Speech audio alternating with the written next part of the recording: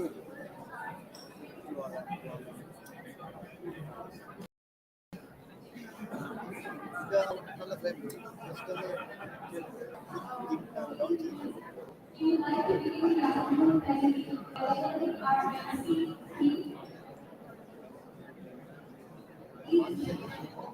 the co-founder and CEO of Indiaspora, and he is the president of SADA, the South Asian Revenue Authority.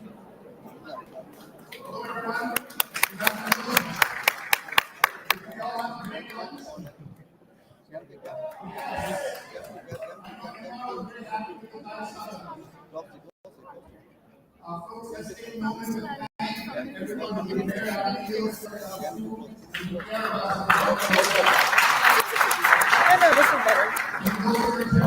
Everyone on the Indiaspora team has put together this amazing conference. What a special moment for all of us. Let's give a big round of applause. We're just a part of the Indiaspora Goodwill Ambassador. The chance to talk about this amazing organization around the world is an honor of a lifetime. It is also my honor to MC this afternoon's stellar set of speakers under the DNA of the diaspora. I myself am a member of the diaspora, as my father's job as an Indian diplomat took us around the world.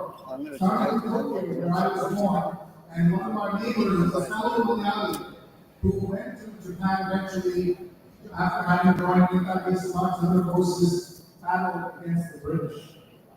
I also went to high school in Fiji, where more than half the population was of Indian origin, and I saw firsthand what Indian immigrants can do for a country. Fiji is the most developed South Pacific island nation because of the Indian indentured laborers that were taken there, and we saw what they and their descendants had built in that country. Another country in the region, the Kingdom of Tonga, was offered indentured labor by the British, and they said no thanks. The king said, I don't want to live here. When I lived in that part of the world, Tonga did not even have city lights or stop lights.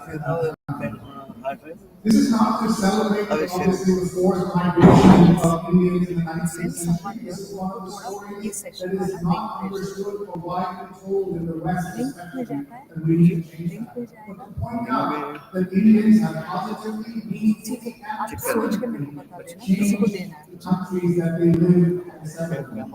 We have 15 speakers and 90 minutes today, so my job is to keep everyone here on time. Our fabulous moderators are going to help us do just that. We have 5 panels and sessions to do in the next 90 minutes. We're going to do what it takes to act globally, different nation, same diaspora. We're going to have new voices through Agarwal. Lasting legacy, all about philanthropy, and fact-based global impact. So I know it's hard right after lunch, but we put together a really good session, 7 sessions, so that you will be able to pay attention, learn, and please share everything that you're seeing here, post on Instagram, post on Twitter. We want to hear from you. So let me start the process of the afternoon by asking our session chair for what it takes to ask globally to join us. Ramola Mopani is our session chair. Ramola, please come up.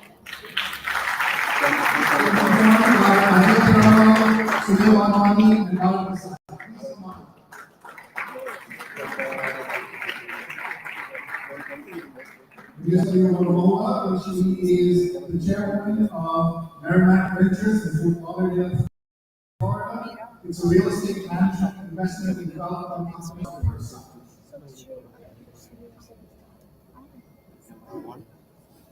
Okay, consume now. Camera 2, 1, 1. Wait.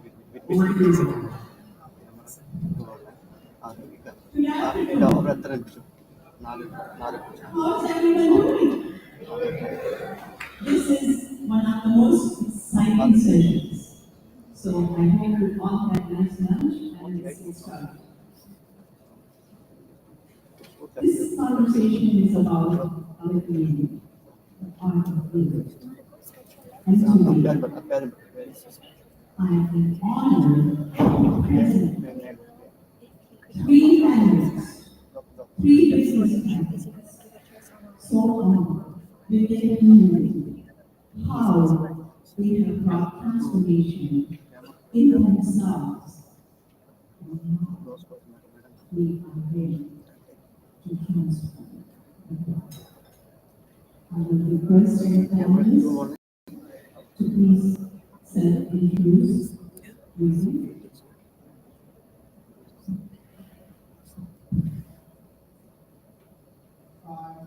We have our foundation, which is in India, our foundation.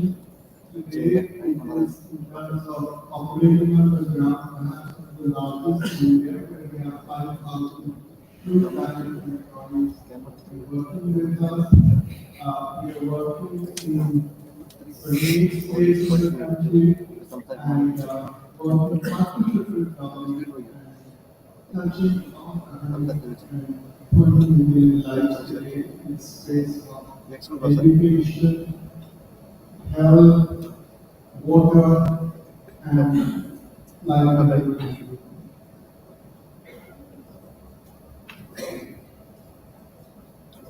I'm Sunil Bhavani. Based in the US, University many years ago. In the US, I started security conference.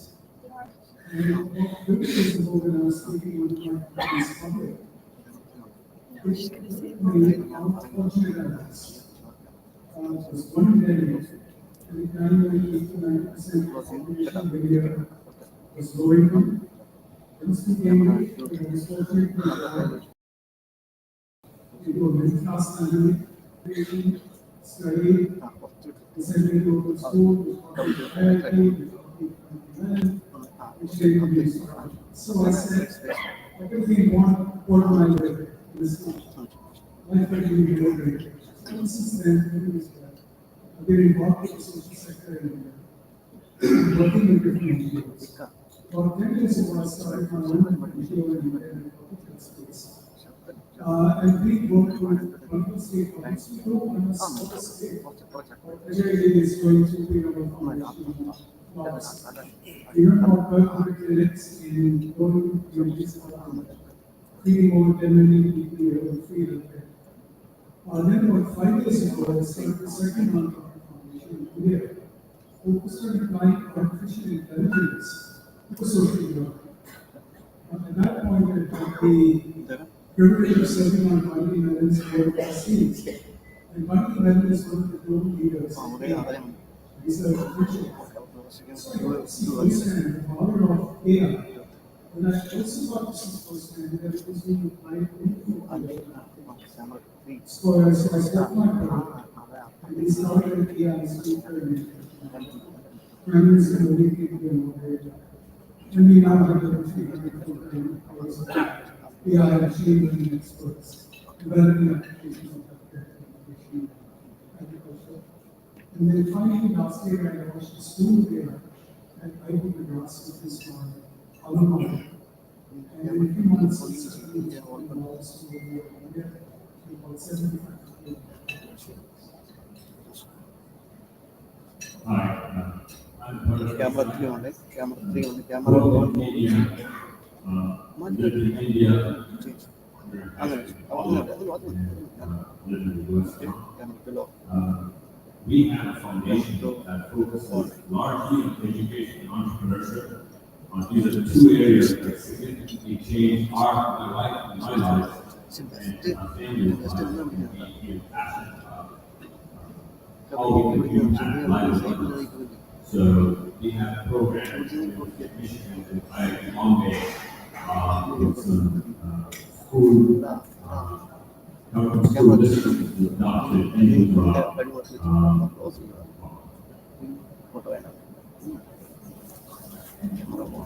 Ajay, you have talked about transforming yourself into joy of another.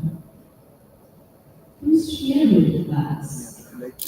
And what I really candidly was system. Most of the time, we give, but no one looks at the system. If the system is broken, Teresa's working. So please.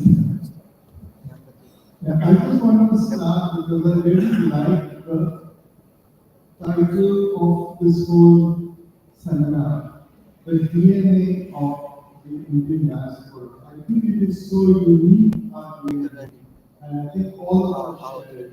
You heard both Sunil and Bharat say something which was really common amongst, I think, all the people here. That is, we are so grateful for what we have got. And what we are, our DNA really is something which is not doing charity, it is giving out of gratitude. And I think that is so unique. The concept of seva, or seva bhava,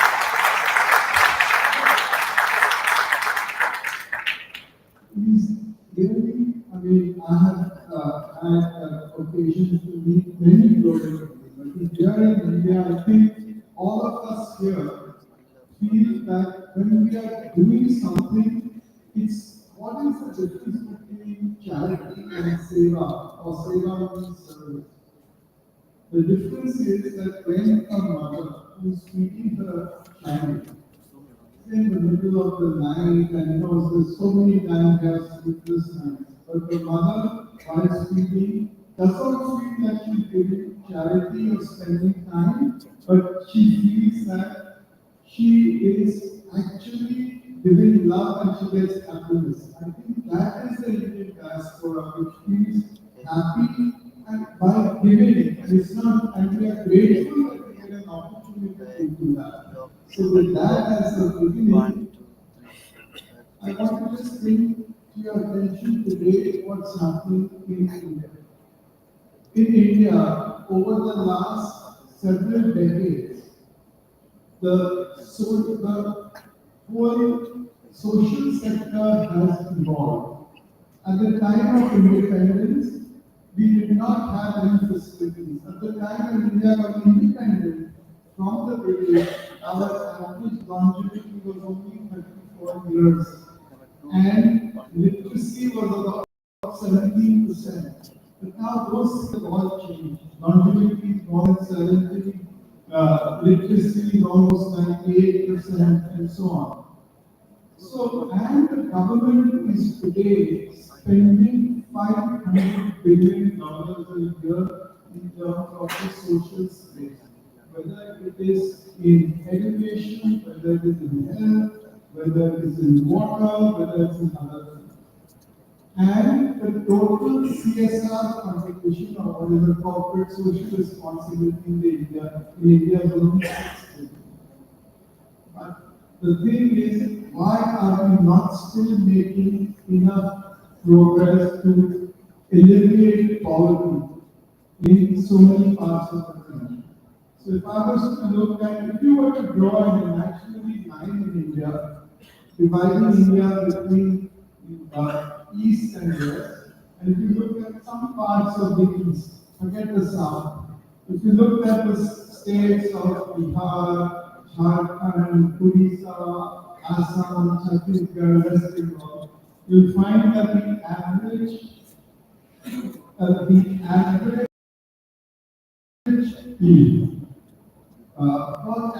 income of the rest of India is 2.2 times. These are really defined. And the only way I think we can work together is if we work along with them. In our experience, we've been working for 16 years.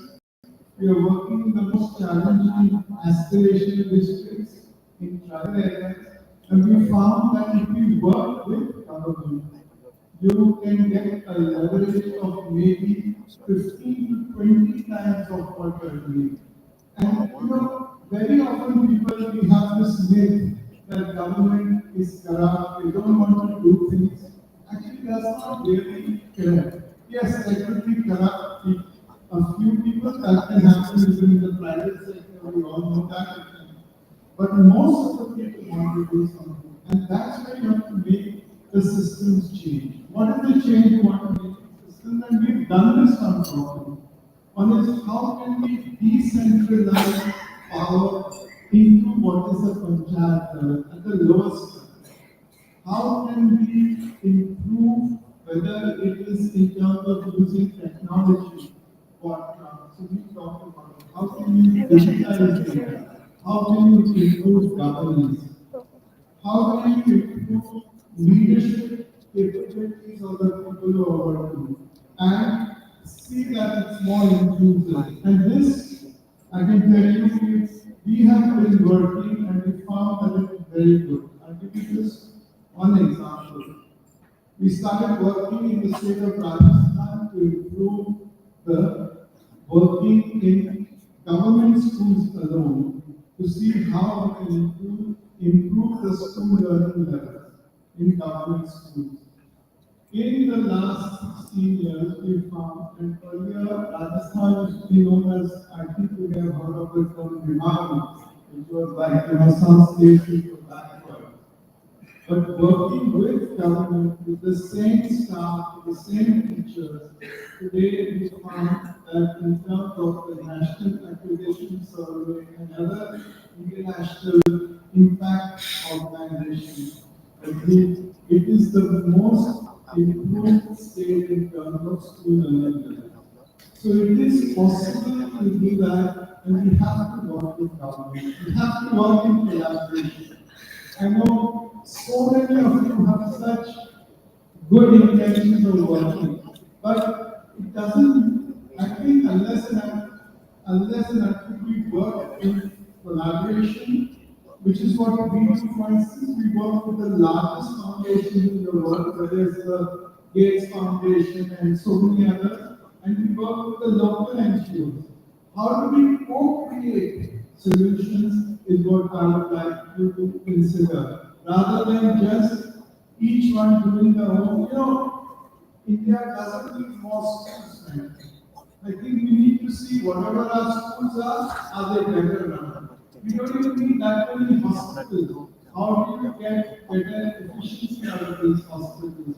And that is the resources available. The government has actually got enough resources to invest in fixed assets, and invest in salaries, but how do you make it more productive? And that is where the skill of people like all of you who've been so successful globally can help.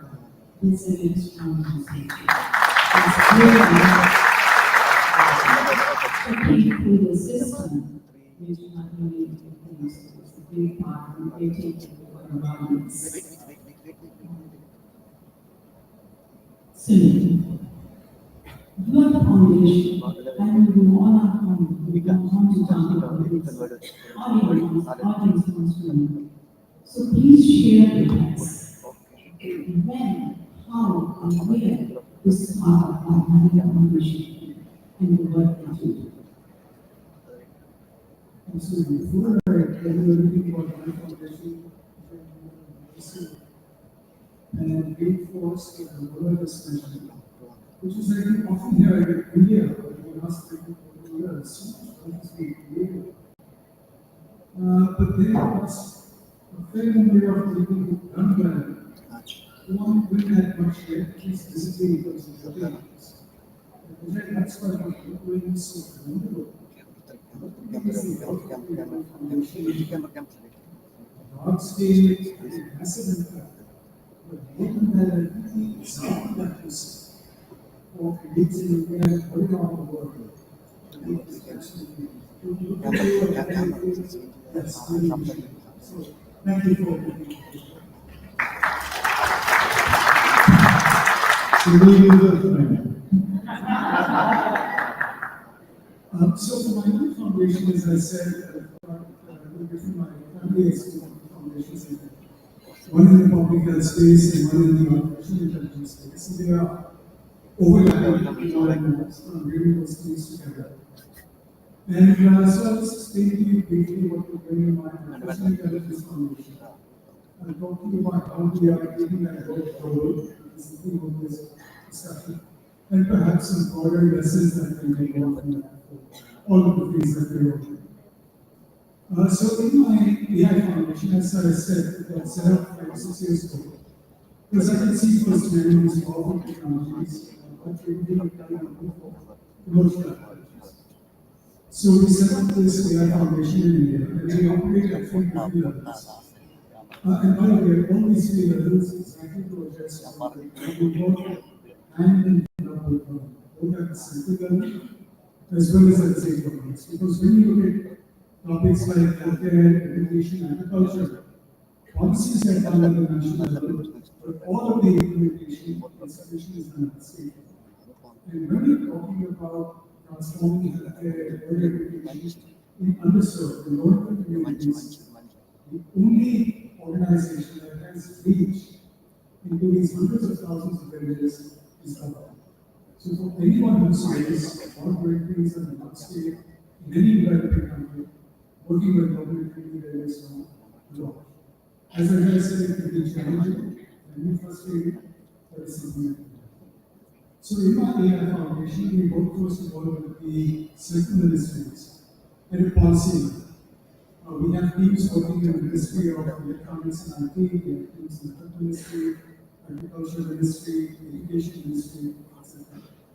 And we help these ministries, first of all, we provide training, what they are, what they do, what they not do, what kinds of data we need, how do you develop data governance standards, how do you share data with other organizations, but in a way that protects privacy, confidentiality.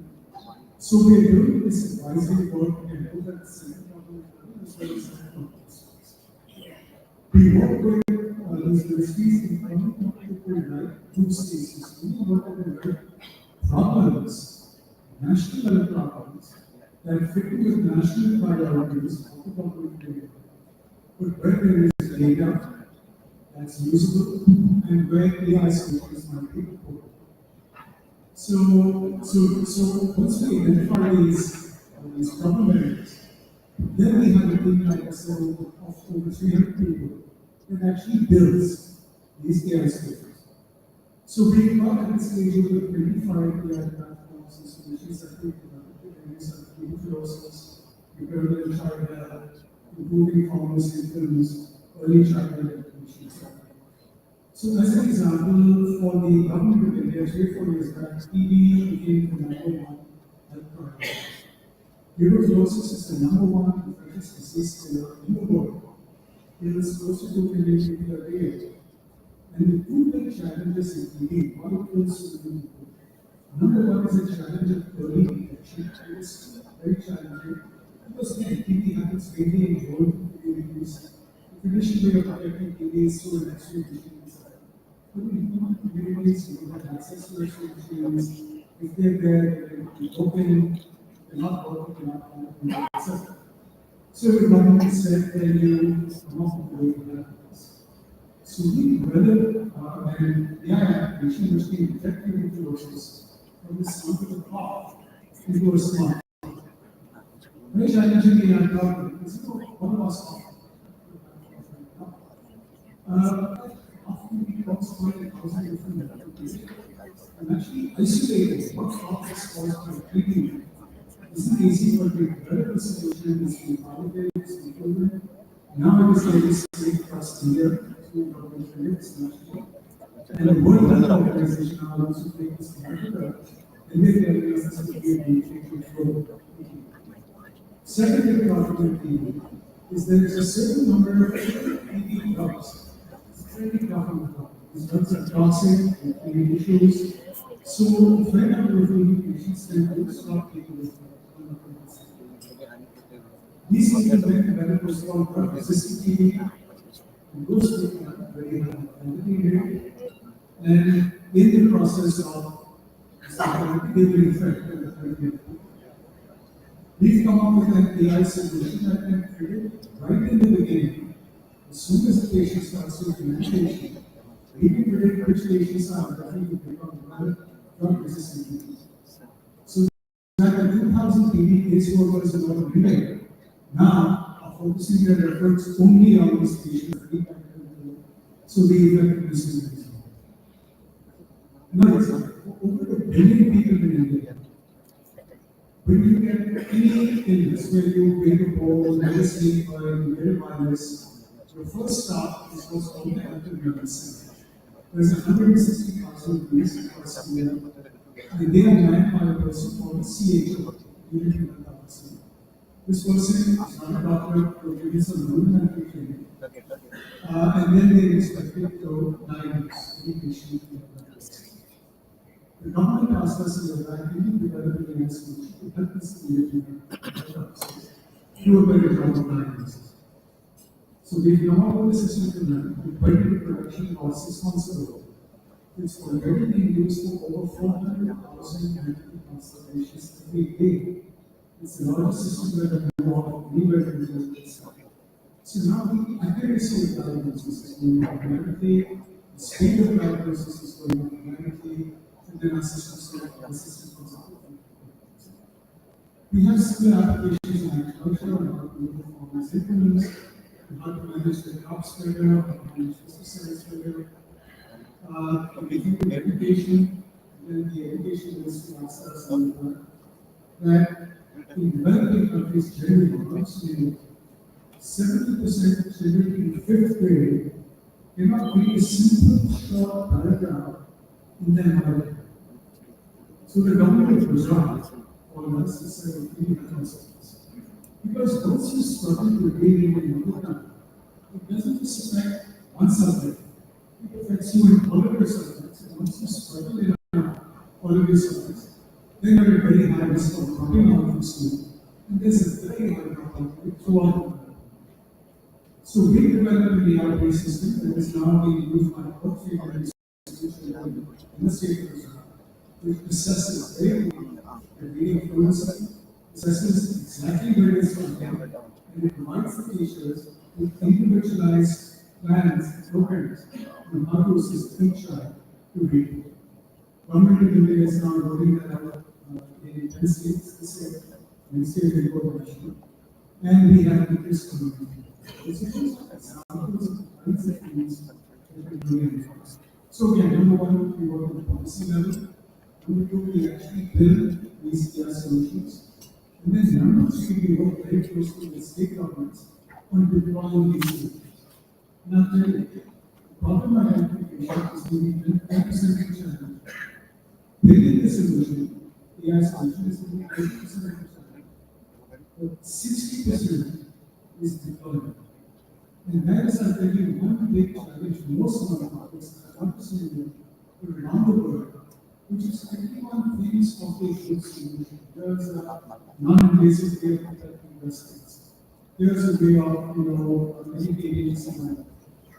Very few people think through what it takes to actually get these solutions to work. When you talk about millions of people, tens of millions of people. How do you train a million workers? How do you train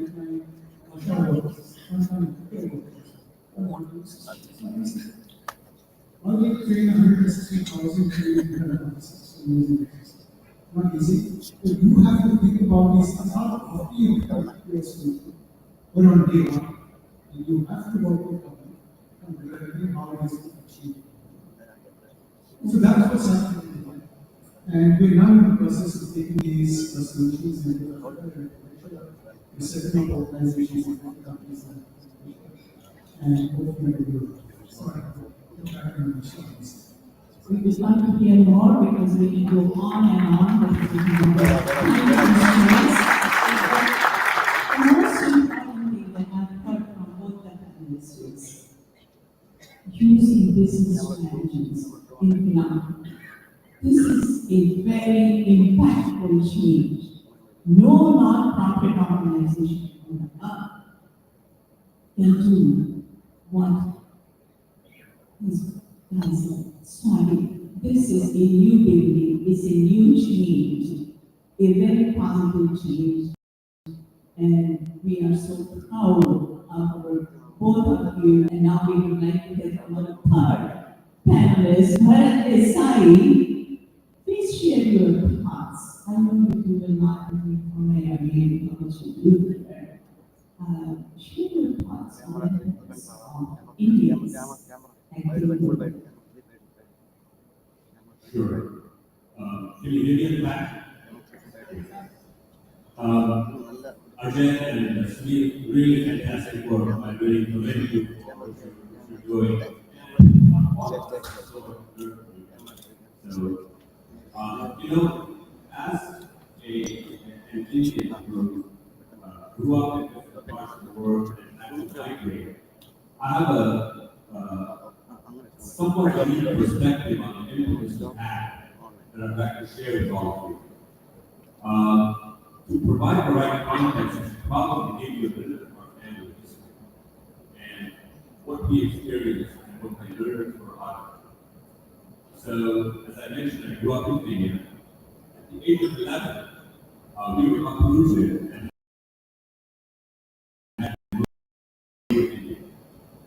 because there was political turmoil in Kenya.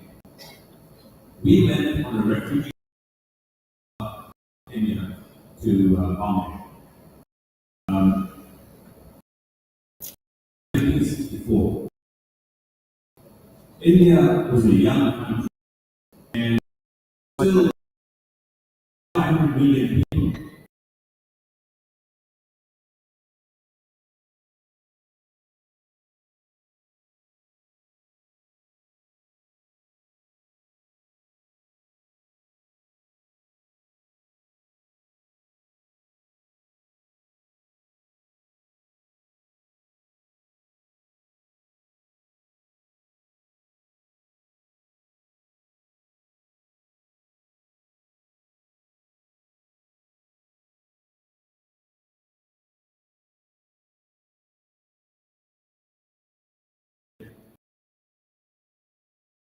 And he went and became a very successful economist around the world.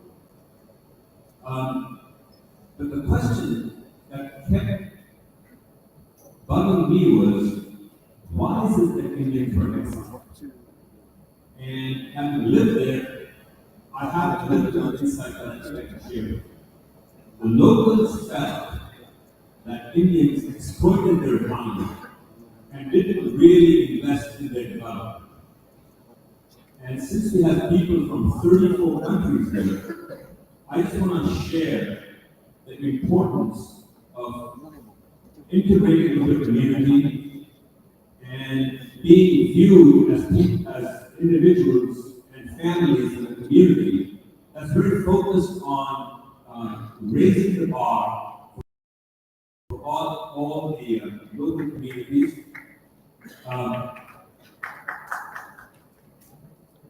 Not only is it important for you, I think it's critical for your next generation and generations to come.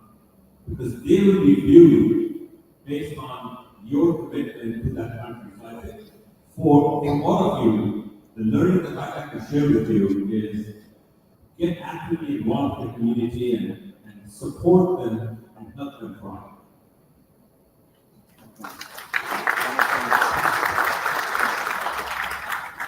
Thank you, Bharat. It's always so important to know where the roots are, what happened in the history of where we were, where our ancestors were, how they did the same thing, we have seen these and we have seen stories. We all have some stories to share, and our ancestors did what they did. And it's always a friendly reminder for all of us, especially for me, is always if they could do, why not? So whenever something is always a question and keep going forward. So thank you for your touching that point. And now, this is so amazing that I would like to ask all the panelists, how can this amazing Indiaspora platform help you? What's your message for us? Because it's all about collaboration. This is a new beginning. And here, what we all are doing is a new message to the young generation what the future will be. So please share your thoughts on that. Your message. Yeah. I'm happy to go first. I think, we're, again, one of the experiences I've had is we have different communities around the world, but they acted as sort of small groups. I think Indiaspora has provided a really great platform were to come together to share ideas and share learning. And as important as this is for us, I personally believe it's really critical for generations to come.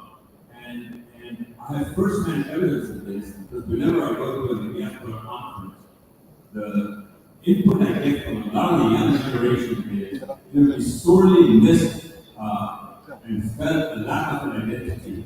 And I think as a community, it's important for us to come together and make sure that our generations to come feel bonded with each other. And before you close, one more question. Please share with us. I know you do not be in India. It's important. You collaborate. Everyone should know what more you do, and also you not only have checks at the University of Miami, but you sit on the board and you serve, and you do work with your WI region. So please share with us. So, our family sponsored a urology institute at University of Miami.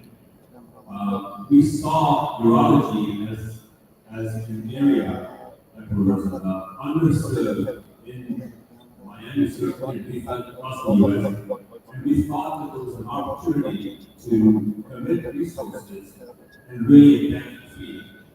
So, in all projects that we do, we have a tracking mechanism to see what kind of impact our interventions have. And this institute has done very well in the last 3 years that we've actually, since we launched it. It has 2 winners of the Global Women's Psychology Award, which is an award given maybe once a year to the best urologists in the world. So this doesn't has 2 of those. And they're working on several areas of research that could have breakthrough impact on the field of urology. Thank you. Yes, so this first of all, I want to say thank you.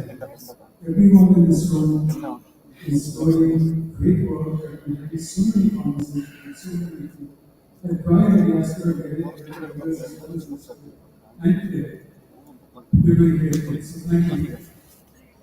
Number 2, I would say over the next 3 to 5 years, set your sights up, because whatever you're doing right now, just imagine the impact you can have if you aim to do 5x or 10x the same 5x. There's a lot of that we can learn from each other, and in fact, there are organizations set up to do that. So in the US, as an example, we have an organization called the India Catastrophe Alliance. About 20 different catastrophes that learn from each other, how to operate on scale, etc. In India, Indiaspora and others have similar things. So I'll close by saying the following, and this also came on Sanjeev and Indiaspora. Right now, I'm going to do a survey measuring how much the Indiaspora gives in the way of social care. We'll see if we can take it one step beyond that to assess the impact we're having. Whether it's in terms of jobs created, whether it's in terms of preparing to education, etc.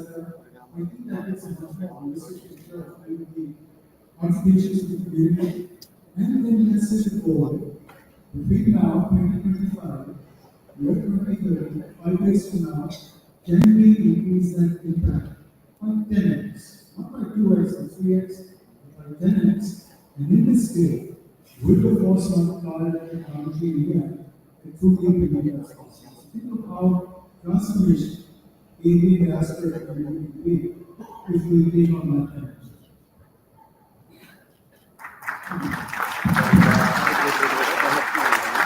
I'm just going to take off from where Steve said. One thing I would say is that, first of all, as I said, to solve the issue, let's work together effectively. People can all, very often it feels that I will not get it. I think there are ways in everyone to get credit as well and to make a significant impact. And I think I'm also seeing, learning from what Sunil does, actually spends a lot of time going to see in parts of India where what they are doing isn't making a difference. I think when you go and see that it's one thing to give fund, which is absolutely important, but otherwise when you go and see, is it working, that gives you another level of satisfaction. I can guarantee you that. And one last point I just want to make is let us all learn from nature. Nature is one thing that is giving us everything free. The soil you have, that's where the food grows.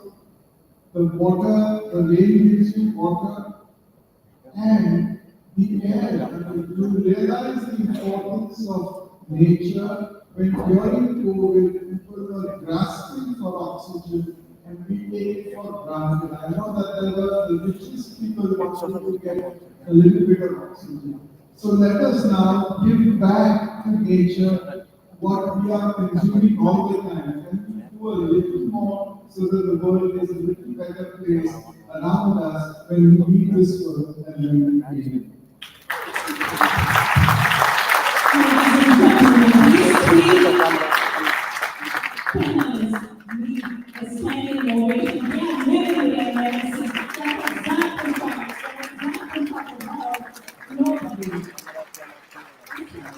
Thank you so much. Thank you all. We want to applause for Mola for introduction of Mola. While they're getting their photos taken here, I just want to remind a few things. So please access the app, check out all the content, check out all the great bios of our speakers. So you have the QR code, you can go in there and put in your email address and find the program. And second, the first Abu Dhabi Bank FAB has generously sponsored our Minutes of Giving CSR activity. There's no money from you that you have to spend. All you have to do is bag the goods that are on display there and give it to them, and it will be considered a donation on your behalf. So don't miss that opportunity. Stop by that stall that's right outside where the food was. All right, you ready for the next session? Let's bring on our wonderful discussion that we're going to have here about the DNA of the diaspora in a different way. Same nation, different diaspora. And to lead this conversation, Varsha Sarkar is here from Suriname. Varsha, please come on up. And she'll lead a conversation with Shantini Naidu of Australia. Varsha is an accomplished business leader and runs one of the Caribbean's most prominent companies. It's called the Research Group of Companies. And she oversees a portfolio of 29 companies in Suriname. Welcome. And we're also joined by Shantini Naidu, who is the CEO of St. Vincent's Foundation, one of Australia's most successful healthcare philanthropy and fundraising organizations. They're going to have a fireside chat. Please welcome Varsha and Shantini.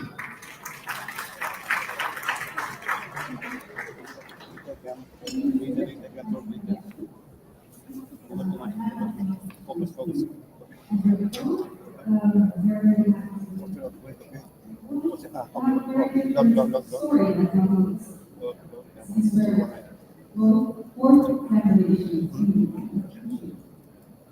Our stories in ancestors that workers or companies.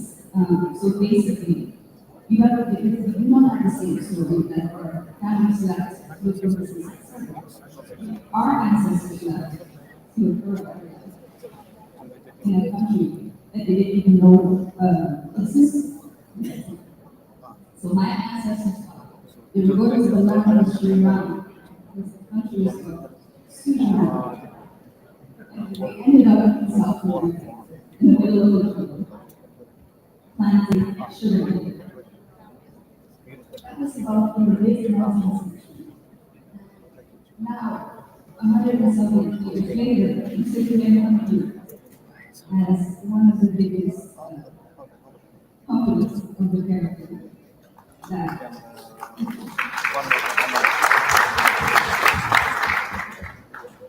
shows the resilience of our people and how our DNA influences how we lead the countries and the nations that come from. Even even though we have no direct relationship with India, the heritage that has been instilled in us through all these generations is still evident in our success. So with this, I'd like you to give a little background on your Thanks, Archie. So yes, Charlie and my family were taken as indentured labourers to South Africa, to Durban, along with many others in the early 1800s, to work as banana and sugarcane plantation workers. Of course, be aware, everyone, of the incredible role that Mahatma Gandhi played in fighting for the rights of Indians in South Africa, arriving there in 1893, and he lived there for 21 years. And the role that he played in fighting for the civil rights of Indians in South Africa was quite incredible, and of course, started his political career. And towards the end of his time there, he started the National in South Indian Congress, which was a group which continued work throughout the apartheid era of South Africa.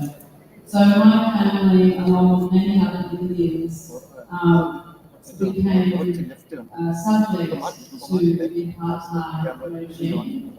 And despite that, I think the DNA of the Indian diaspora stood out for the incredible achievements that the Indian community in South Africa has achieved despite so much discrimination within the law.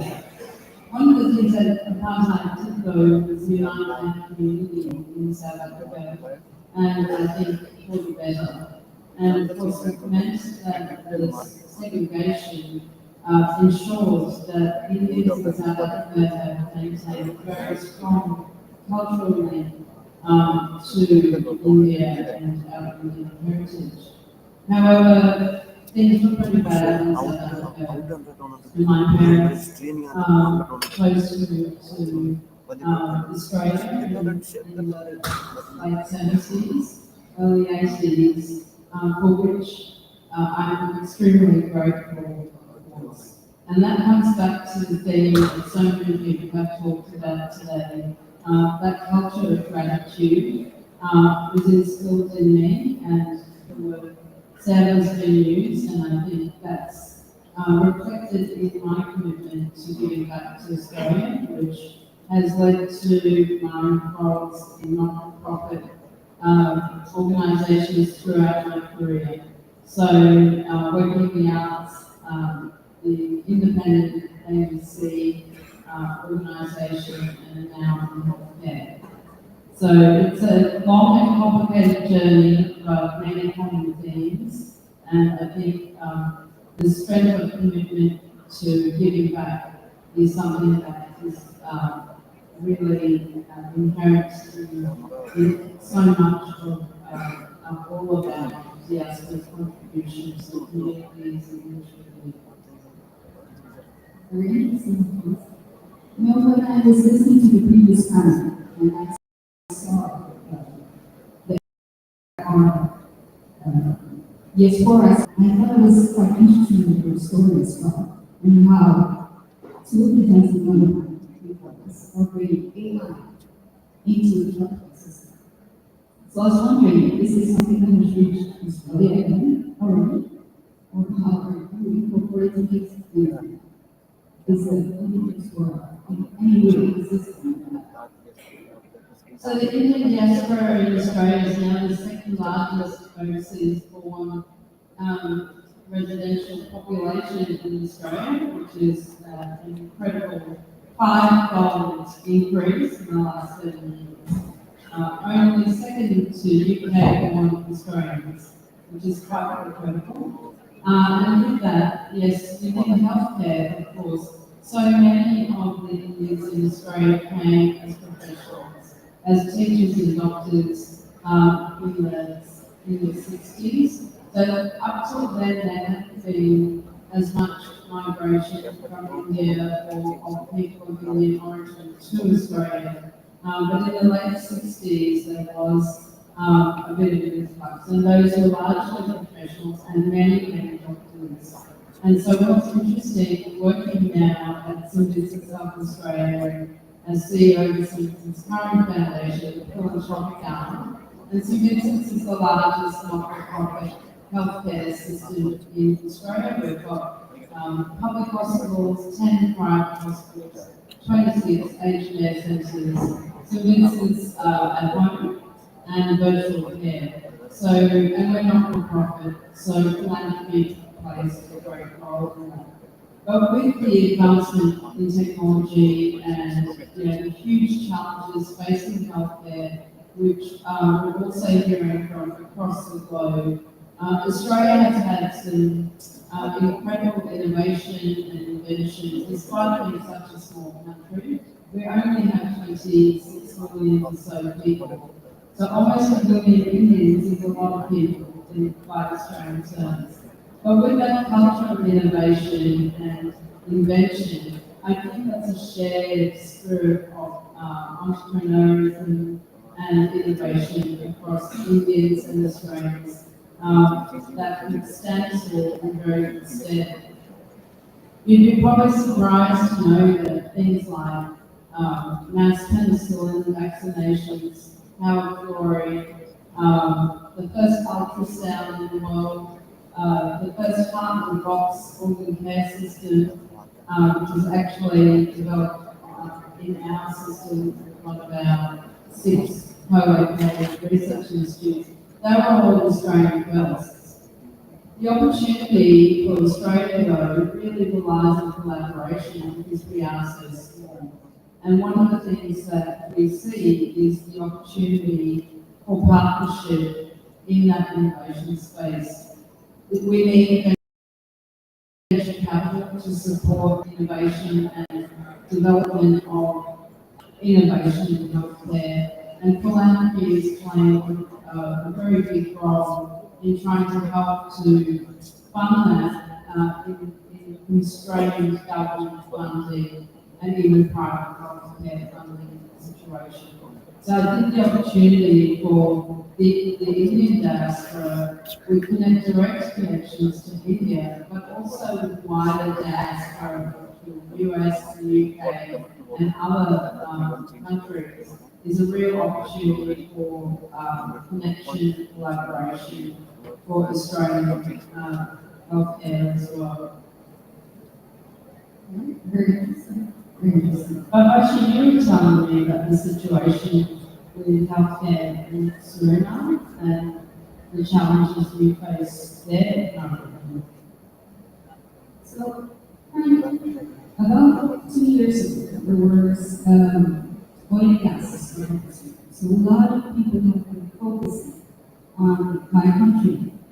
The big that was focused on things that help me in this country develop. What's been happening lately is that we've had a lot of breakthrough. So we currently suffer a health crisis. So things like AI-driven technology, which would greatly benefit a country like actually all of us in care, where human capital is restricted. Because we have hospitals, but we don't have the people to actually do the diagnostics. So the Indiaspora is very, I would encourage you to take over your region and to look at the hospitals and to try and automate or at least bring your businesses to the Caribbean because you are very interested in this technology. All of the Caribbean together is like one city in India. So I understand that it might not have been something in the forefront, but there is an opportunity for this. And like you said, Sarah is one of our core values as politics. A few weeks ago, I was at a conference where somebody had developed AI technology for a device that's called history that incorporates an entire lab. So in countries like Ghana, where some of its population lives in dense forests. It is very important to get this kind of knowledge. These people don't always have a chance to go to the city to go to university. So we have unfortunate high fatality rates for instances, maternity, for cancer, for simple non-communicable diseases, such as cardiovascular diseases, such as diabetes.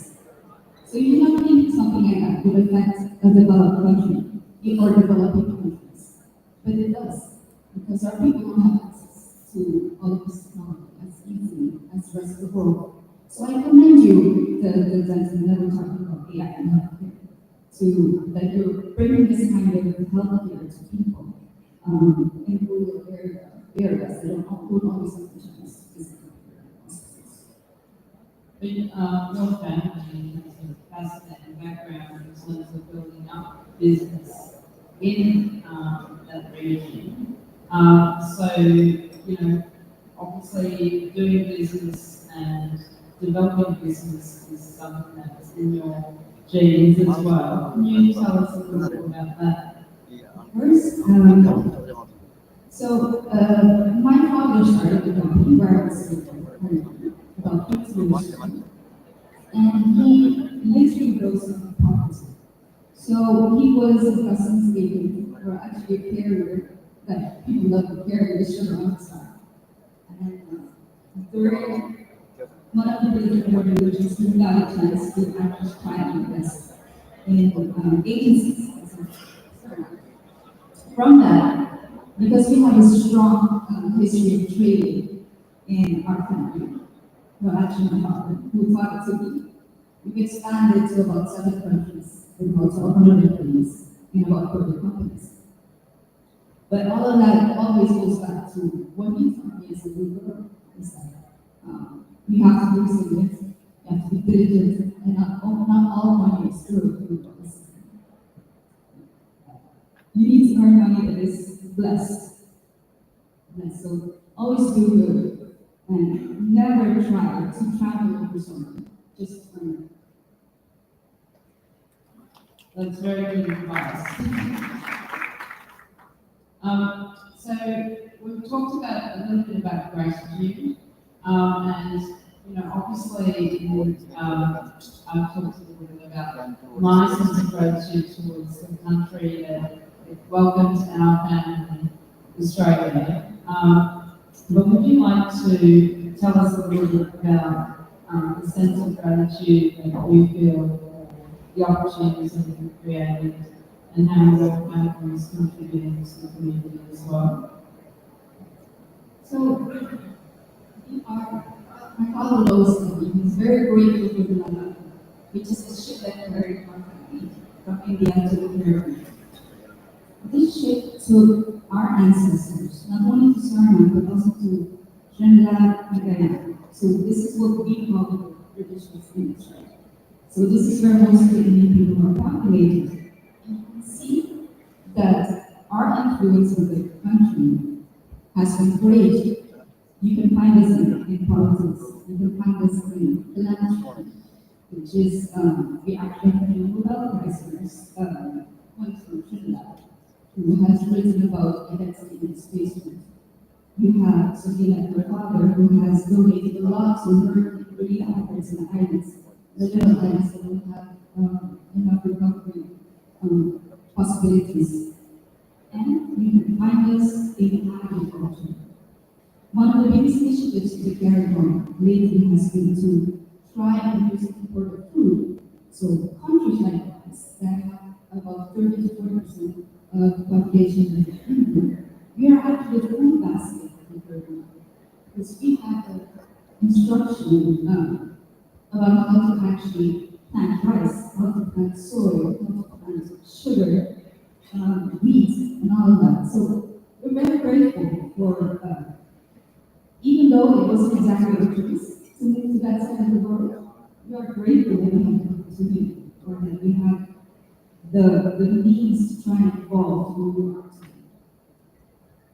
That's really interesting because in 2023, the Australian Local Hero of the Year was a gentleman named Arman Singh, who started a group called Turbans for Australia, and they are famous around the country for the work that they've done in helping people by giving them food, cooking, and putting together food parcels for during bushfires and floods, and they actually go to remote areas where the natural disasters are. And also throughout COVID, they did an incredible job. And the reputation that has come with that, they've got a lot of profile for the way that Indians give back to the communities that they live in. And that's such an important part of, obviously, this massive explosion. When we first went to Australia, we had to take our own spices, bring them from South Africa, get them from relatives in India. There was hardly any Indians there. And so, with this increase of the diaspora in Australia, the role that Australians are increasingly playing because of their high profile positions in business and government, as philanthropists, it's obviously quite an important stage of our community establishing our reputation and continuing to ensure the strong relationship people to people between our countries. And of course, I don't know about cricket in Suriname, but is it a thing?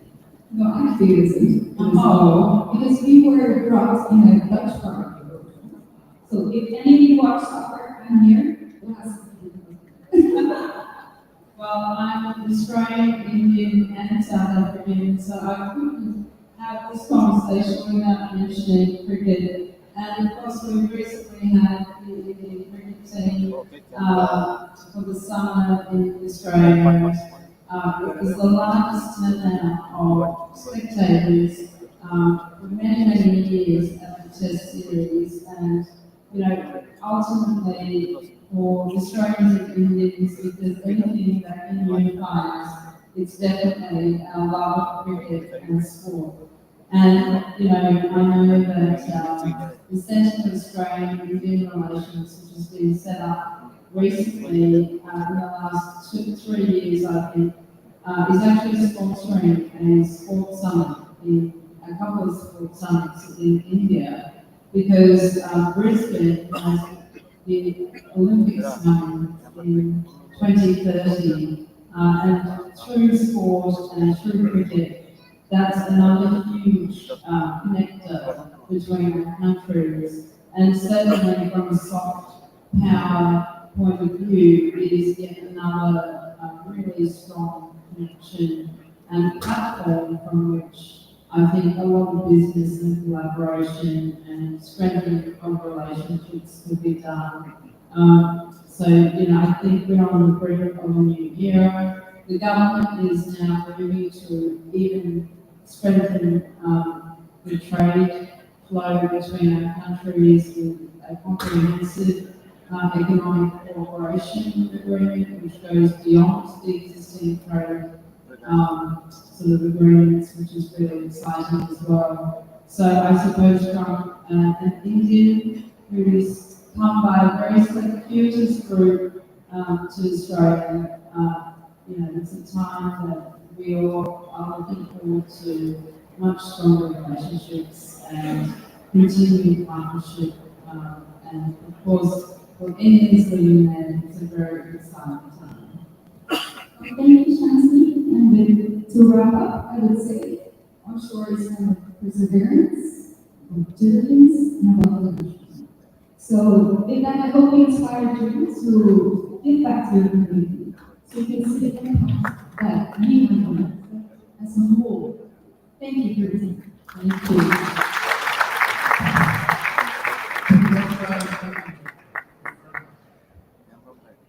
Our next presentation is one of our new voices, where we put a spotlight on the next generation Please welcome to the stage Dhruv Agarwal from India, who's making amazing things in the biotech business.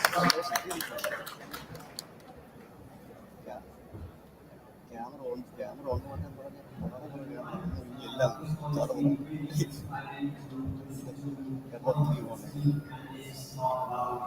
giving, seva, and take for good, or continue to my works along the same lines. Imagine you're creating something you're filled with hope and enthusiasm, and your whole purpose runtime is in your brain. It's the third day of your deployment, and it's right home lasts right in front of you, simply your arm. All those hopes and beautiful life that you had suddenly vanishes. And Dhruv Agarwal, CEO of Heaton Biomedical, an Indo Polish startup working in the field of bionics and human augmentation. And Heaton, we work on building bionic limbs for upper limb injuries, that is for people who have either lost their arm or were born without one. Our product Fuse is the strongest bionic limb in the world. Not only is it the strongest hand in the market, it's actually controlled using muscle and nerve signals, bringing bionics much closer to how a human hand functions. Apart from the strength, its use of unique capabilities has been one of the most robust devices in the market right now.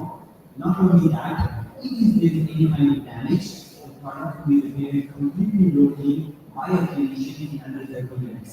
So we ensure that patients never, ever have to live their life without a prosthetic hand.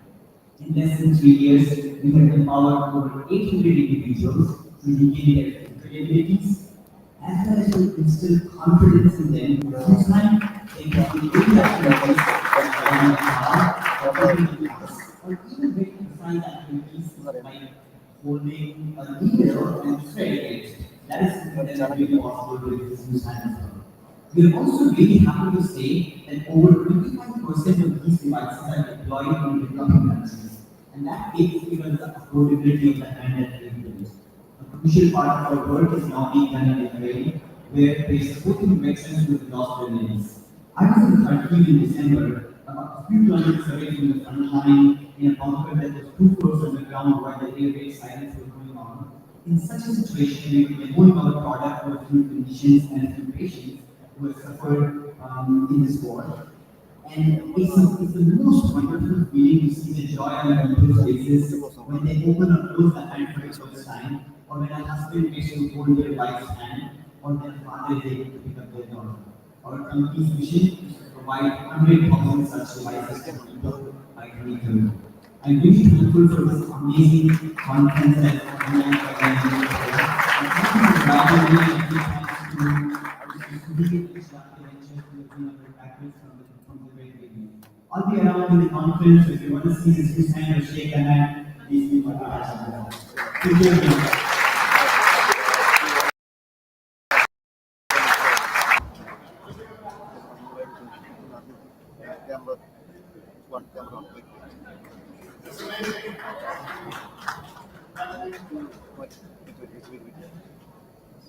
Dhruv Agarwal, everyone. Our next conversation is about lasting legacies and Indian diaspora's philanthropy. We're two great folks who are going to lead us in the conversation about this. One of the colleagues here, she is the regional director for 80% development. Please come out. And she's joined on stage by Alex Thomas, who's executive director of the Indian Philanthropy Alliance. And he is the author of 4 books, including one of my favorite titles of any book, Changing the World Without Losing Your Mind. Please welcome Sarah and Alex.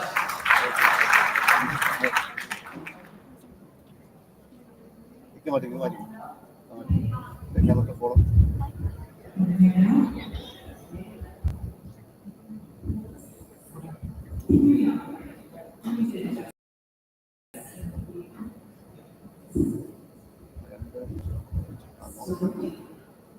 So let's take a long okay, hi.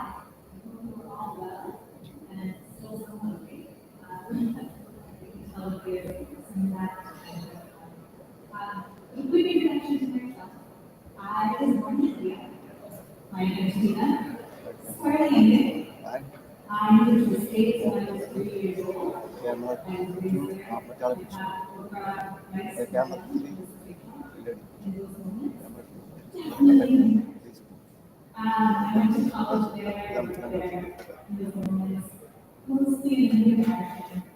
And at some point, I quit my finance job and moved back to India, and I went to see that. My advice my parents, very crazy.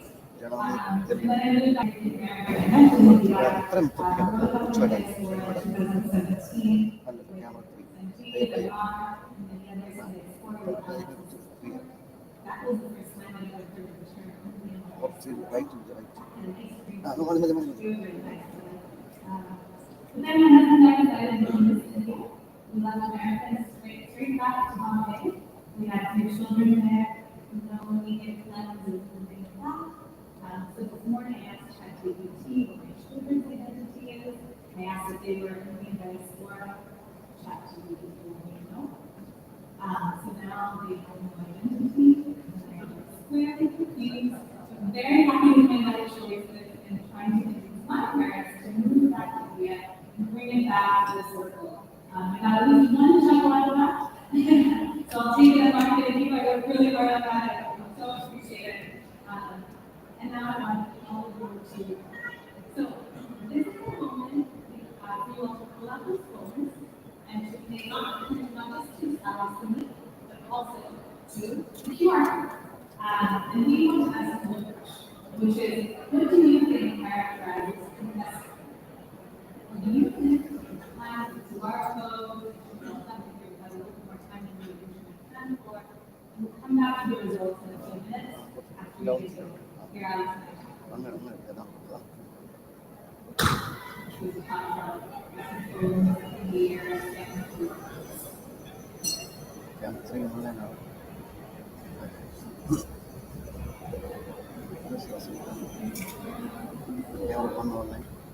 Answer the questions is key.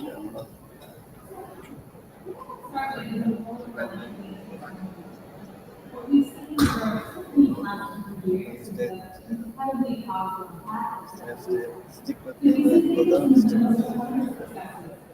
I don't think in my lifetime, only being eradicated, that was marginal, funded by AIDS and international. We have the first ever world bank vaccine, that was enabled by private lending coming together with private companies to create the vaccine. Think about the IITs in India, and those were founded with the generous support of the Ford Foundation many decades ago. The Tapas of formed IIT, and even Chopra, that was founded with a lot of support from the diaspora. Many of you know very, very well. Carbon Success Survey was also founded by the diaspora and local companies and that had a big impact in shifting the focus in education in India from the idea of schooling to shifting into learning. Now, Carbon has become a global model and a global measure. Both UNESCO and the World Bank adopted it internationally, and it inspires several other countries to adopt similar models. The program Papa is not just transforming what's happening all around the world, what's happening in India, it's also reforming India to take investment in what's happening in our own country to the rest of the world.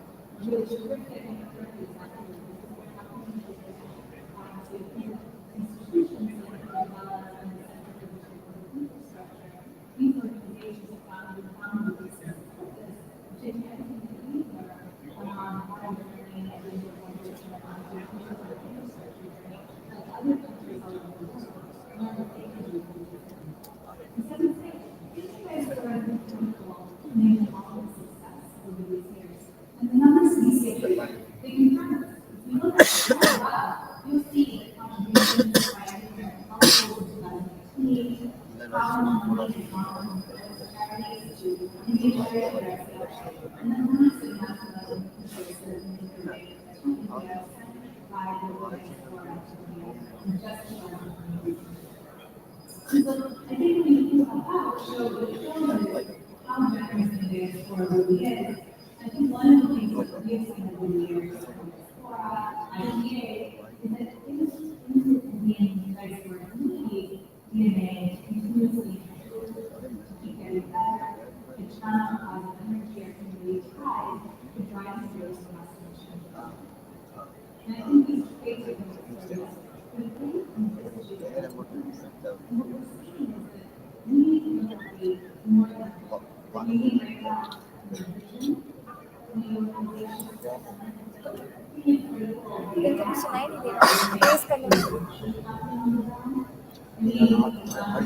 organization, we want to be able to strengthen and accountable for public guidance, especially what we see is that every program we offer is going to work out a lot harder, it's going to have to work faster, it's going to have to work better. I think the good news is this need is becoming a lot of She's not wearing it properly. That's why I'm going to give this to her. She's not wearing it. Come here. America alone, $85 trillion of wealth is going to be transferred in the next 20 years. $75 trillion of those dollars just within families. A disproportionate amount of that is going to happen within the American community, given disproportionate amount of wealth is being held. So we combine incredible need, along with our incredible opportunities, along with our incredible resources. What we see is not just an opportunity to serve this, but an opportunity to learn. And I think I wanted to also take away to think about what, especially those of you who have children, the next generation, who think about transition to wealth, what is it like to happen in the how you can channel our ability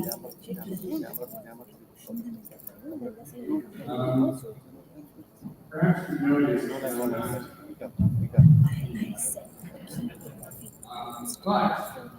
however, since before I can buy a beer legally, before legally, I am fascinated by, obsessed by, and love India.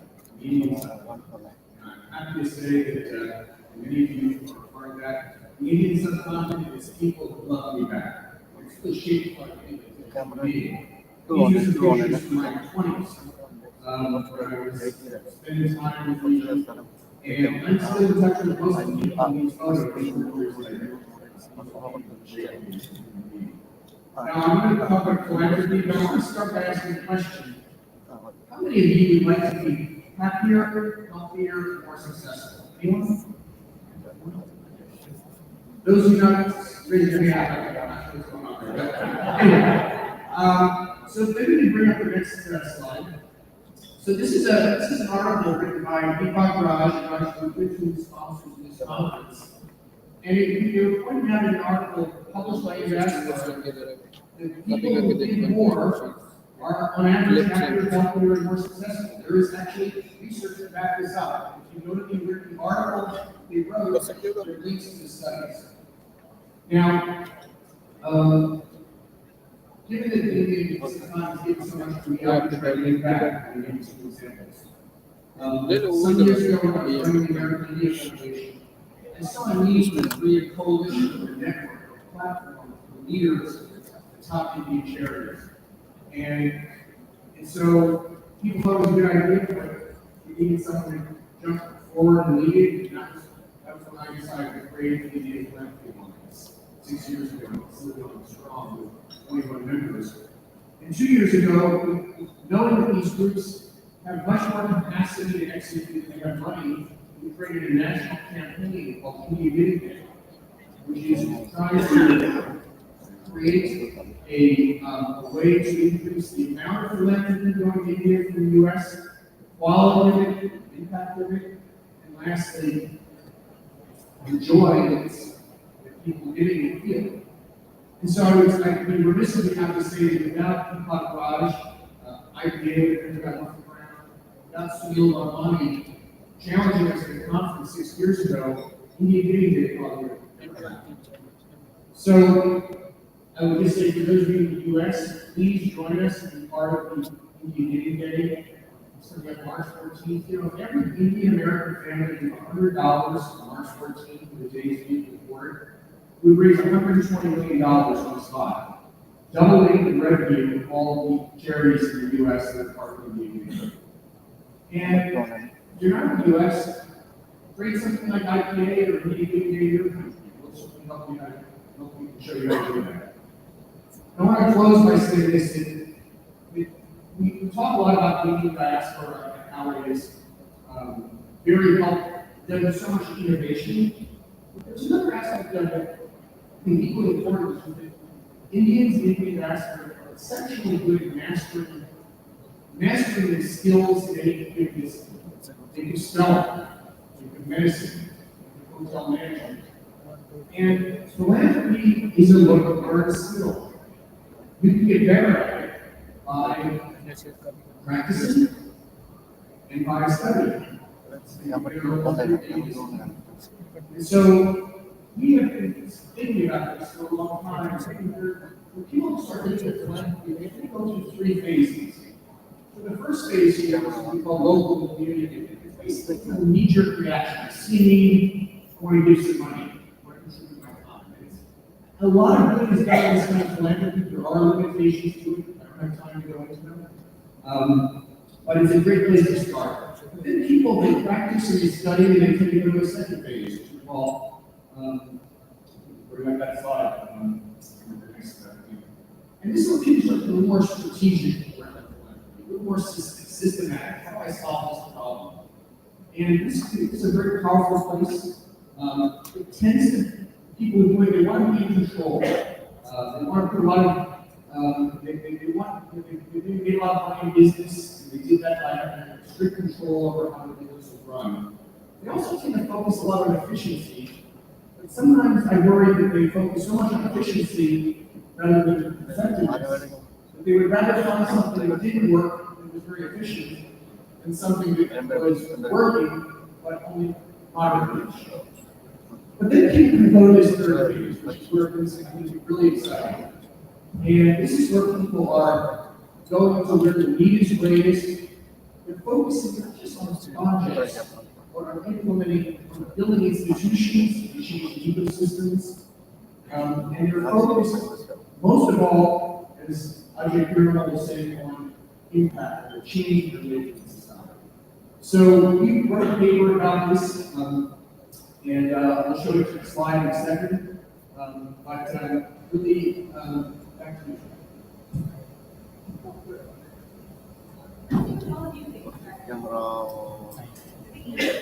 Gratitude, generosity, selfless, service, and empathy. There's a little bit of that. Where do Proximity. what are you looking Proximity. Yes. Giving with the accountability. It's a good trend. I did not see strategic yet, so hopefully we got it out to the repertoire of our audience members. Can you hear me okay? Yeah, okay, all right. So this is a longer paper that we wrote about effective philanthropy practices that you want to check out. So there's more detail like this. So why are we here today? In addition to sharing our thoughts about philanthropy, how philanthropy can evolve over time, we've actually brought a reprise in a study that we did with the back in 2018. So in 2018, when we did this work, we found that one, we found that Indian Americans were prolific volunteers, volunteering 220 hours on average, but they were cautious donors. We did giving back about $2 to $3 billion a year. Giving primarily to traditional causes on the education fund. Of course, very important because the law and other issues that need deserve attention. And a lot of passion on climate change, assistive technology, and other issues that really didn't in 2018, post-2018, especially during COVID, we saw that really step up in multiple ways, both from community giving to outcome-focused giving to strategic giving.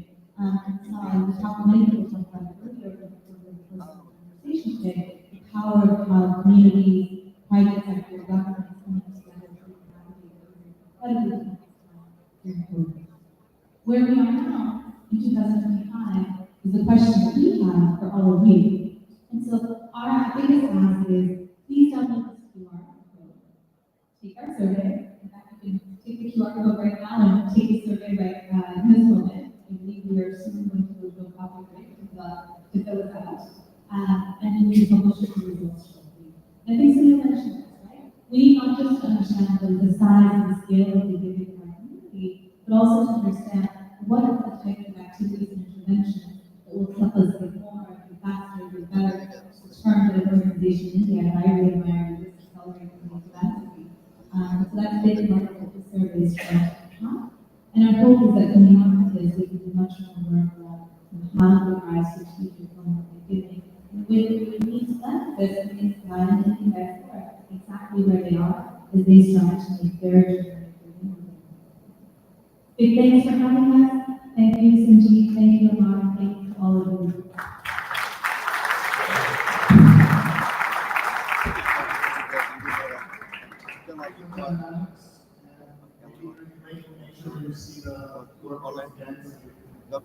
So much.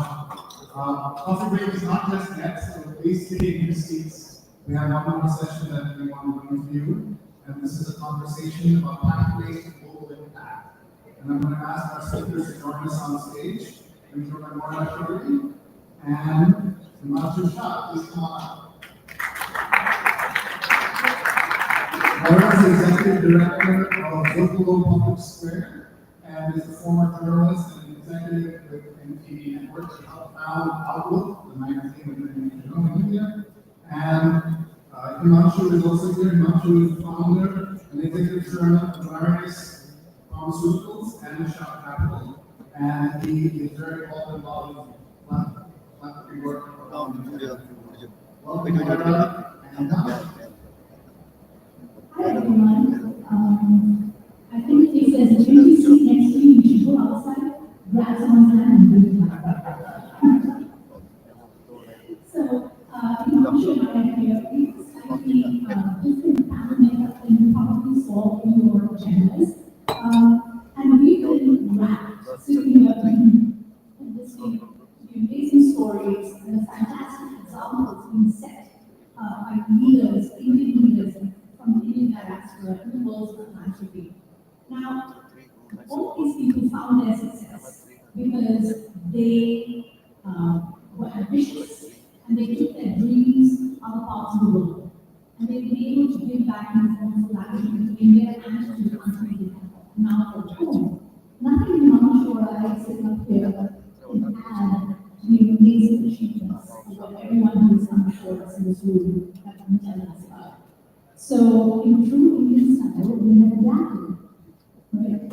So, we've adapted what we would like to know about today and talk a little bit about the underpinnings of the global political changes that we are finding ourselves in this moment, and what that means for us as a group, what that means for our philanthropic as well as our impact. Mind you do that? Can you guys hear me in the back? Great. So just a brief background. I was born in India, in Ahmedabad, and moved to States also. And you know, when I started Shop Capital 20 years or so ago, the first movie was, we 5%.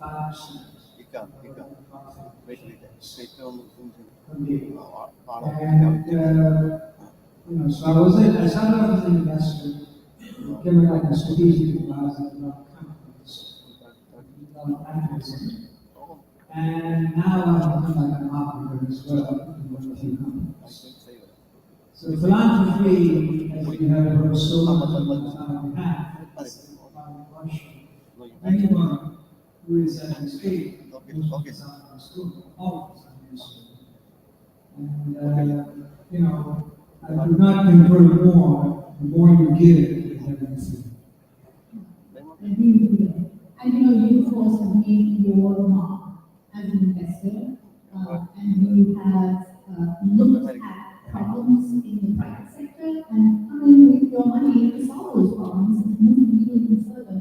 We know that governments do have a mandate and the ability to make broad and deep social change. But as an investor, you see things very differently. Probably look at problem solving in a way that most other people don't. So for you, there are all these global changes happening. We have us know that, Germany has had a big political shakeup. How do you see what's happening in the world around you? Your role as an investor and your role as a prime minister? First of all, the election of the fifth is going to change it. Pretty big, but I mean, at a massive scale. Because what you're seeing over here in the US is most of the countries out of Asia and Europe rely on the US market. And the US is terrorism, that has a huge impact on how businesses are done going forward. I mean, a new president acts like a mouse and the law. So in other words, anything can change now on the after. And if you really think about it, that has massive change behind the business. And he's not going to change. And he's going to be still in power for 4 years. So what, as a businessman and not as a CEO, you really have to be and it's truly pragmatic and dynamic in what practices it.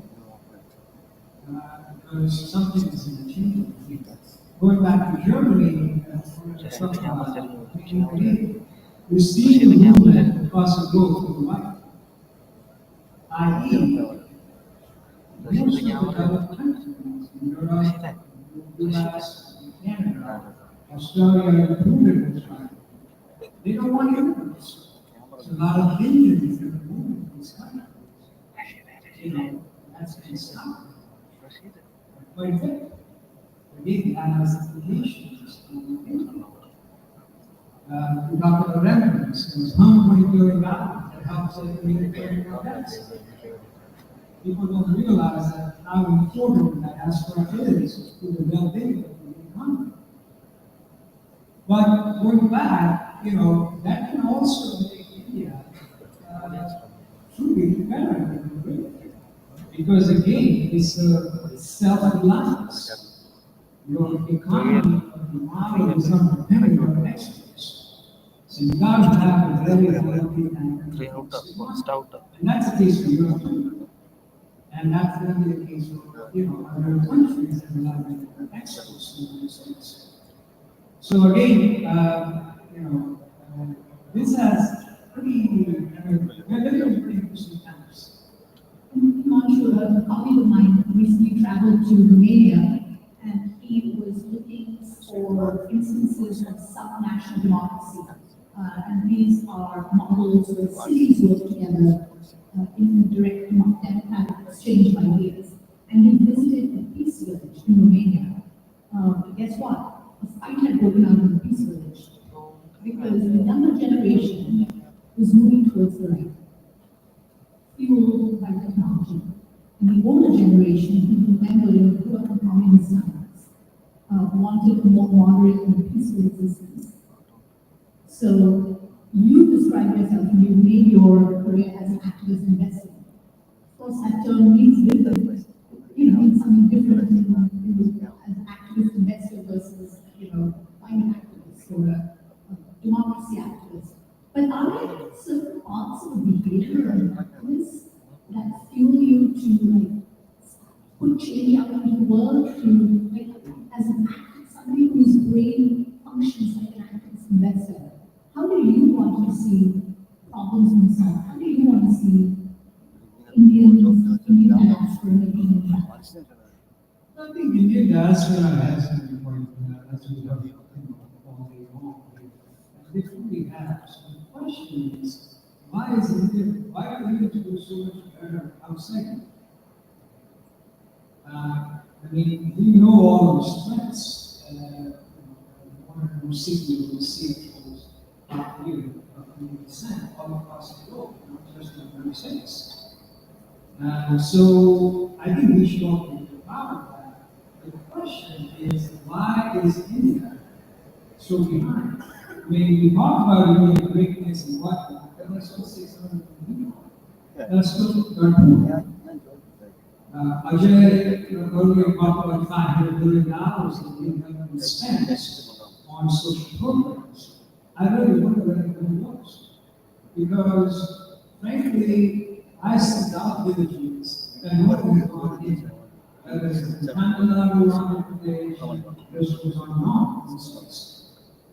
So I think the question to the Indian government from the diaspora or any serious person that is interested in government in India is that how do you channel that money better?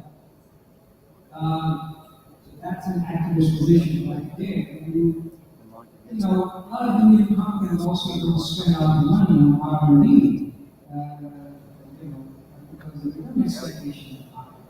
So how do you, like, you know, CSR, like the Indian government implemented in Russia, 2%, you know, every year?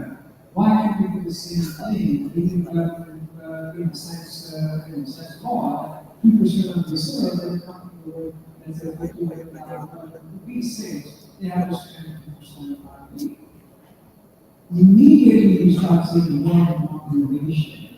Innovation is taking place in India, but it's not going. And I think so that's the active position on the government. And our fundamental question is, we all have gathered over here to really, you know, not just to mingle and understand each other and work together with each other, but also, you know, how do you help India to be a better national? So the Indian Constitution was adopted in 1950, and this year we celebrated 75th anniversary of the adoption of the Indian Constitution. The Indian Constitution is the longest written constitution of any democracy on the planet. It is 30 times longer than the Constitution of the United States. The theme of this year's Republic Day was Virasat or Vikas, heritage and development. When you talk about the current administration in the United States wants to make America great again, and how Indians conceive of our own version of Indian greatness, how do you balance these two things, heritage and development? Some of the things I alluded earlier, one thing I wanted to talk about as part of this, you know, the job skills. Why can't India spend 20 to 30,000 million dollars mainly for skill sets? You know, I'm not talking about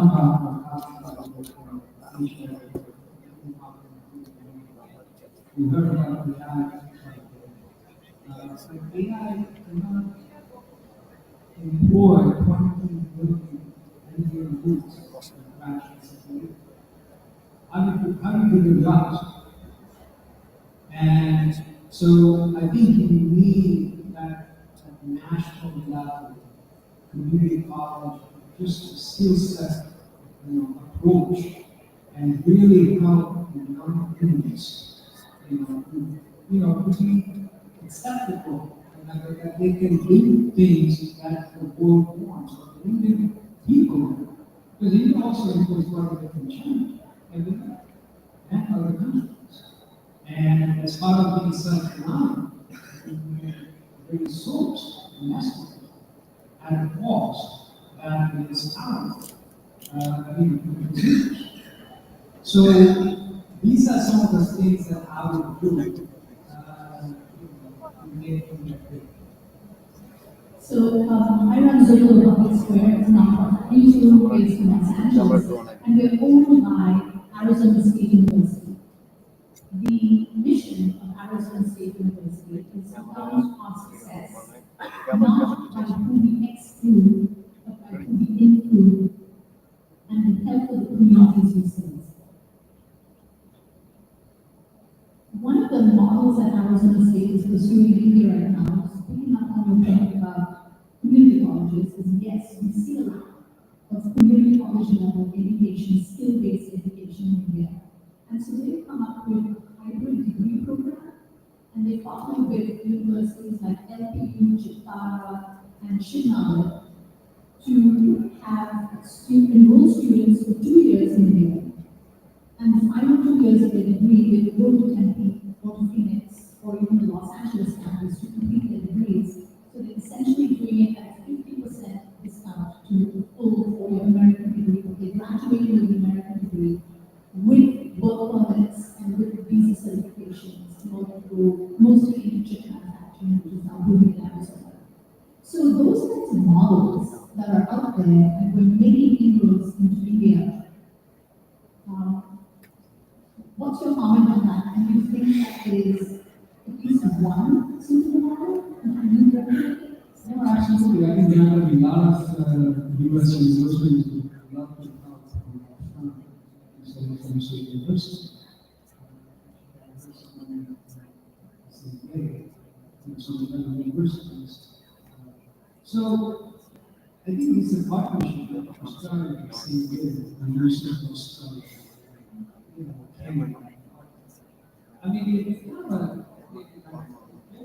aspiration, really help.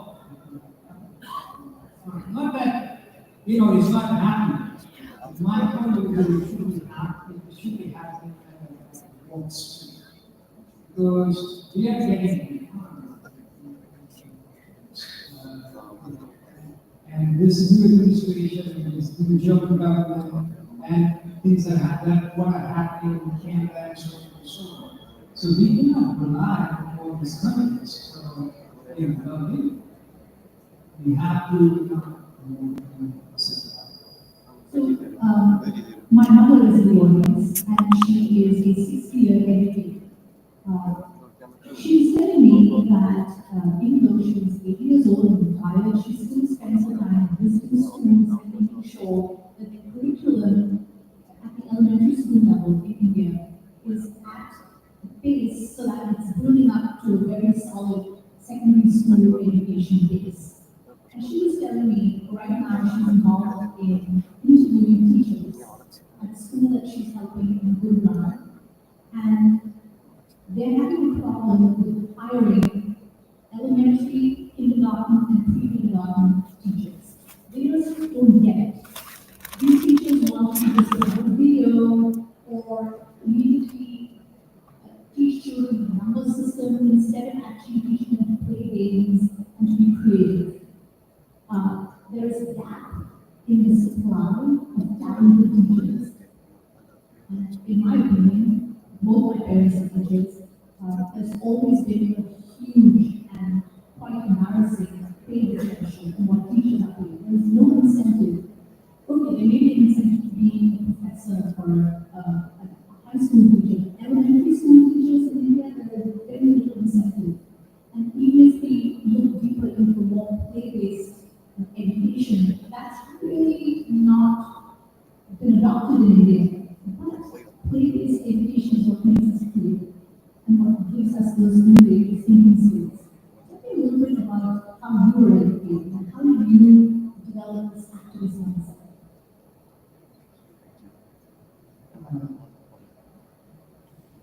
So then, I went to school in education,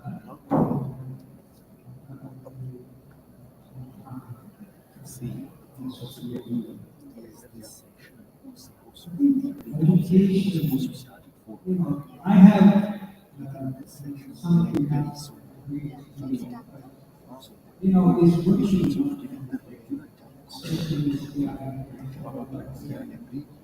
I think politics could be an answer. So, students, we think it's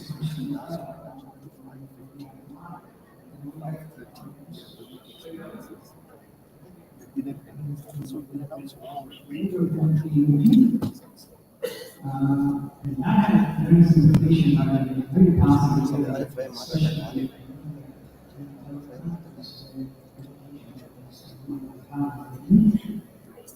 But going back, I think, it's like the curiosity. And that's why I think Indians outside the country so well. Many people are Indians. And hardworking, and very happy. So I was talking to someone 2 days ago in Dubai, and I didn't realize that, Indians have not been only one, but have adapted, because there are other countries that have also gone through quite common. But going back to the point over here is, I think this, this, I think some of it is just some of it is not. One of the things that hits me very personally when I experience a lot of Indian culture living in the United States, attending forums, seeing how Indians are putting forward the culture and history of India in the world. To me, I would love to see a much more rounded and inclusive picture of India. I'm Catholic, I was born and raised Christian in India. Going back many generations, I'm actually Anglo-Indian. And so many people say to me, you're not really Indian. No, I am actually really Indian. And when my husband and I took DNA tests, I actually have more Indian DNA than he does. So yes, I know Indians are Indians. And wherever we go in the world, we do carry our culture with us. This is a little bit of a fun question I want to end with.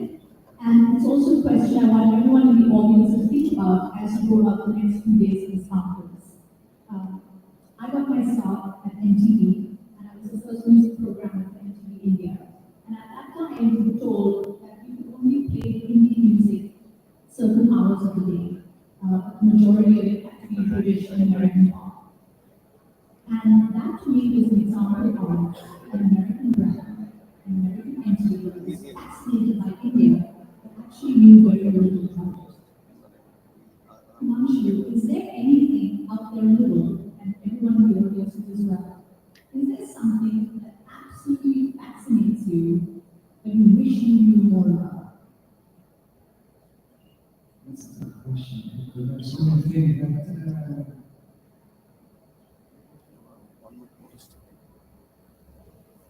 there's this project that it's not music or it's project that I'm involved. It really kind of, how do we involve in that? Or helping and I think, we all know good food, daily exercise, meditation, and there's another last element is hormones. And there is so little knowledge of hormones in the world today, and how critical a role it plays in developing of the body. So that's something that, it's a society, because there's not that much money. That's what our pharmaceutical companies are doing, are not investing or looking into it. Because hormones are kind of funny. See, any disease that we have, we have inflammation. So, we get a chimera, why? Because they kind of funny. There is no money in it. It's the same way. Hormones. So that's something, but you can have a lot of better quality of life.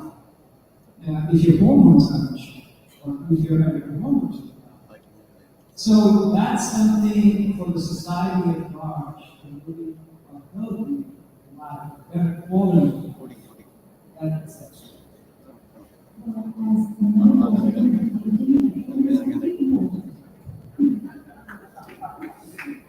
And by our best engaged nothing, if I were to have my way, I would award you the best friends of this conference.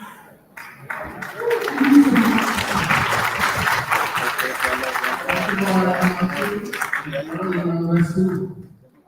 Before